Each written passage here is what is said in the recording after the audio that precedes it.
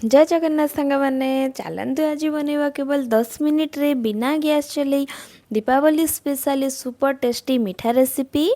मु प्रथम आधा कप चीनी रे 3टी गुजराती देकी भलकर गोटे पाउडर बने नेली। पर से ब्लेंडिंग जार रे गोटे कप डेसिकेटेड कोकोनट को भलकर पाउडर बने नमा। से देमा आधा कप मिल्क पाउडर सबुजाक जिनिस को भलकर मिसई नमा। जिते बेले सबुजाक जिनिस भलकर मिसी जिबा से देमा क्षीर। एटारे मु पूरा ठंडा क्षीर व्यवहार करिछि। 3 ରୁ 4 चामच क्षीर देकी सबुजाक जिनिस को भलकर मिलेकी गोटे डो परिका करिनेमा।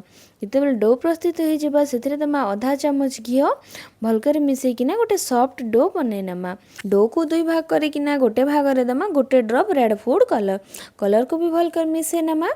प्रथम व्हाइट वाला पोर्शन को एभली भाव में बेली नमा। तापर पिंक वाला पोर्शन को भी से प्रकार बेली नमा।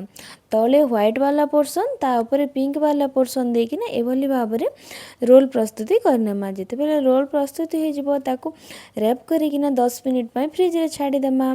10 मिनिट पर याको फ्रिज रे बाहर करिकिना एभली भाव में पीस काटी नेमा। तैयारी हो गला हमर सुपर टेस्टी इजी मीठा रोल रेसिपी।